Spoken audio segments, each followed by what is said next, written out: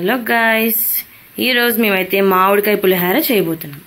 దానికి కావాల్సిన ఇంగ్రీడియంట్స్ చెప్తాను చూడండి. ఫస్ట్ తొక్క తీసుకొని తురుముకోవాలి, ఒక 2 మామిడికాయలు. తర్వాత ఇవి పోపుకు అనమాట.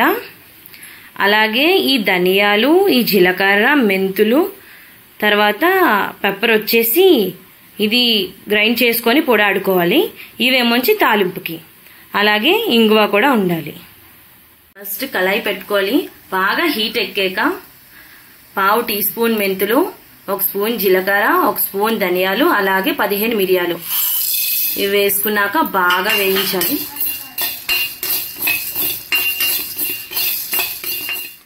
బాగా వేయించుకున్నవి రోట్లోకి వేసుకోవాలి. మిక్సీలో వేసుకుంటే అంత టేస్ట్ రాదు కాబట్టి మనం రోట్లో వేసుకొని ఇది పౌడర్ చేసుకోవాలన్నమాట. అదే కళాయిలో ఆయిల్ వేసుకున్నాము. ఆయిల్ బాగా హీట్ ఎక్కాక ఫస్ట్ అయితే వేరుశనగపప్పులు వేసుకోవాలి.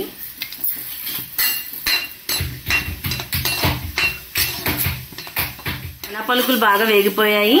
శనగపప్పు, ఆవాలు, అలాగే మినపప్పు ఈ 3 వేసుకొని బాగా కలుపుకోవాలి. బాగా వేగిపోయాయి. ఇప్పుడు పచ్చిమిర్చి, ఎండుమిర్చి, అలాగే కరివేపాకు.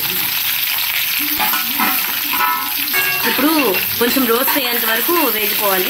మిరపకాయలు కొంచెం క్రంచీగా అవ్వాలి, అలా అయితే టేస్ట్ చాలా బాగుంటుంది.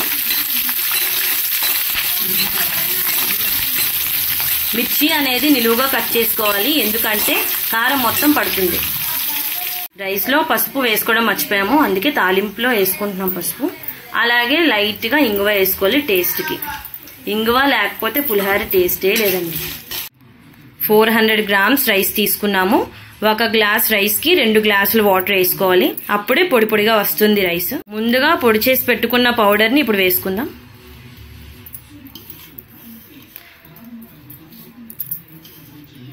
పౌడర్ ని మరీ సాఫ్ట్ గా కాకుండా కొంచెం గరుగ్గా ఉన్నప్పుడే ఆపేసుకోవాలి. ఇప్పుడు ఇందాకలా సిద్ధం చేసుకున్న పోపు వేసేసుకోవాలి.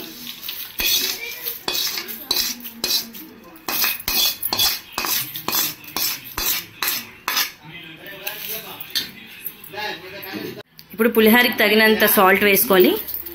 2 స్పూన్స్ వేసుకుంటున్నాం. కావాలంటే తర్వాత అయినా కలుపుకోవచ్చు. ఎక్కువ మామిడికాయ పేస్ట్ వేసుకున్నాక కలుపుకోవాలి. మామిడికాయ పేస్ట్ వేసుకున్నాము. ఇప్పుడు మొత్తం పులిహోర మొత్తం మిక్స్ చేసేసుకోవాలి.